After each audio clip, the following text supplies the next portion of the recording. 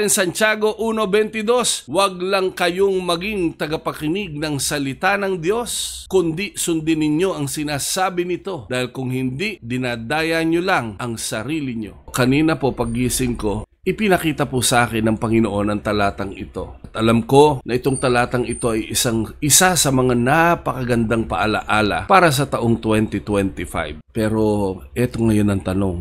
Ito ngayon ang paalaala ni Santiago. Sabi dito, huwag lang kayong maging tagapakinig ng salita ng Diyos, kundi sundin ninyo ang sinasabi nito. Maraming mga instruction, maraming mga paalaala, kung titingnan natin. Marapat lang na namnamin natin ang salita ng Panginoon. Kasi sa totoo lang, kapag hindi natin sinusunod yung binabasa natin at pinag-aaralan natin, anong sabi dito? Dinadaya nyo lang ang sarili nyo. Hilingin natin sa Panginoon na hindi natin dayain ang mga sarili natin. Hindi ko ini-exempted yung sarili ko. Natin. Hilingin natin sa Lord, Lord, tulungan mo po kami na hindi lang maging tagapakinig at tagabasa ng salita. Tulungan mo po kami na talagang maisapamuhay namin ang iyong mga salita at tunay na maging tagasunod mo, maging mabuting tagasunod mo, maging mabuting katiwala ng mga bagay na meron kami. At tulungan mo kami, Panginoon, na sa bawat sandali ng buhay namin, palagi naming maalala ang aming binasa, ang aming napag-aralan, ang aming narinig patungkol sa iyong mga salita.